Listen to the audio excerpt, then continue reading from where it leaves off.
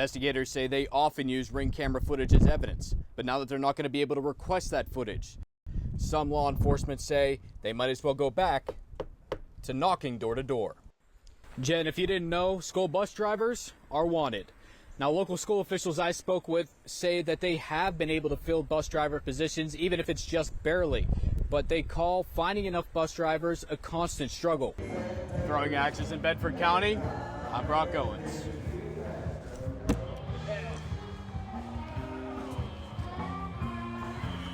I'm at Sargent Stadium at the Point, and Friday morning it was announced that next summer, Mill Rats baseball will be here too.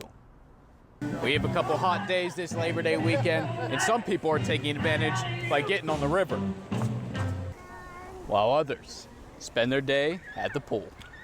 Telling Santa what I want for Christmas, I'm Brock Owens.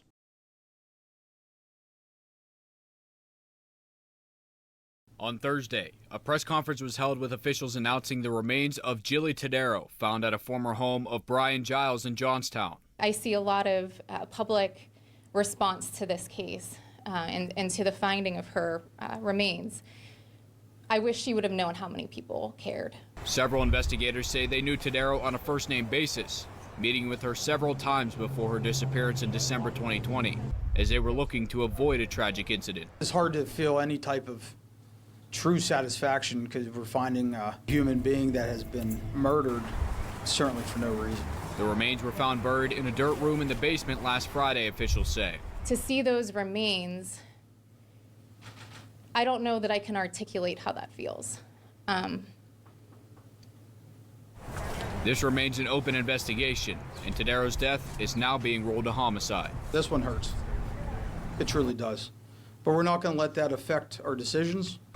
We're not going to let that prevent us from doing our jobs to get Jilly the justice that she deserves. It's a sad moment, but also we're able to put her to rest peacefully and give her what she finally deserves. Coroner Jeff Lee says there's still some examinations being done on the remains, but when those finish, they will be sent to a funeral home. I've been in contact with Jilly's family, who is very grateful that she has been found, and they can start the healing and grieving process.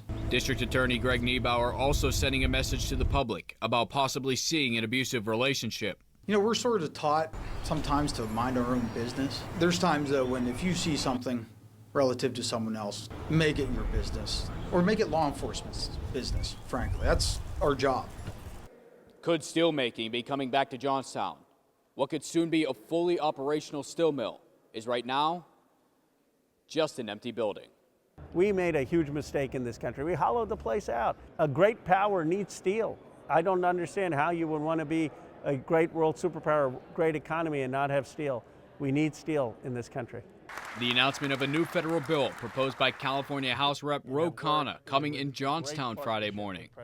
Khanna says with the Steel Modernization Act, the federal government would fund building between 3 and 5 new modern steel-making facilities.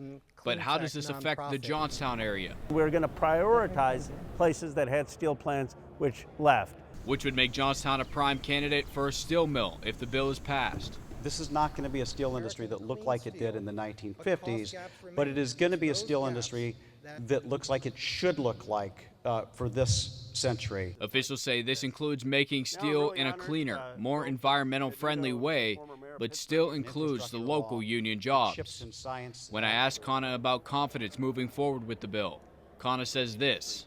Who doesn't want steel in America? Who doesn't want modern factories in America? This should not be a partisan issue. When you start bringing steel back to the area, to the average person here, it means opportunity. This gets right to the soul of our community. When we can show people that we're producing steel again, it's going to change the attitudes of people in our community, and it's going to tell the rest of the world Johnstown's on its way back. Now, this is a new bill. It's just being proposed, so it still has a long way to go, having to go through the Senate and the House before possibly ending up on the president's desk. In Cambria County, I'm Brock Owens. Competitors from Pennsylvania, Ohio, New York, Illinois, and even Canada took to the ice for the 14th annual Slapshot Cup hockey tournament to play the game that just keeps bringing them back. We started traveling extensively for tournaments when we turned 50 about 13, 14 years ago. Ray Dunning from the 60 and older division championship winning team from Cleveland says as long as the players are able to compete, they will. We feel good about our game and the kind of shape we're in and the ability to play 4 games in a weekend like this. We're all heading back to play our league games tonight in Cleveland. David Pyro plans the tournament with his son Josh, but that didn't stop him from being on the ice. I think everybody is always looking for something positive to hang their hat on, and I think hockey is just a tremendous outlet for everybody. I mean, we had guys out there over 70 today, in the 60 and over, and they compete.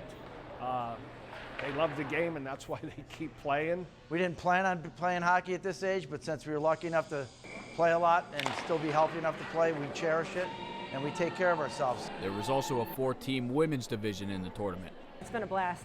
Good competition. Everybody's having a great time. It's rare to get a chance to play against other competitive girls. She says while hockey is male-dominated, for girls there are growing opportunities. From NCAA Division I down to club level, which has really come a long way in the last few years especially.